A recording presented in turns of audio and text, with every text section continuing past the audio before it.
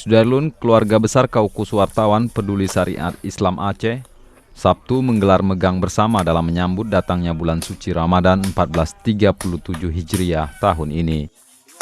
Tahun ini panitia menyembelih 2 ekor lembu yang dibeli dari uang yang dikumpulkan para anggota, jamaah pengajian, dan para donatur KWPSI.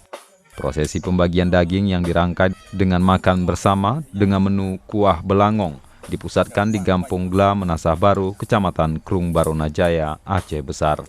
KWPSI juga membagikan sebanyak 80 paket daging megang kepada para anak yatim dan fakir miskin yang berasal dari sejumlah desa dan pesantren di wilayah Kota Banda Aceh dan Aceh Besar. Kegiatan ini merupakan tahun keempat KWPSI melaksanakan tradisi mengumpulkan uang untuk megang bersama. Dari Banda Aceh, Arif Ramdan, Serambi On TV.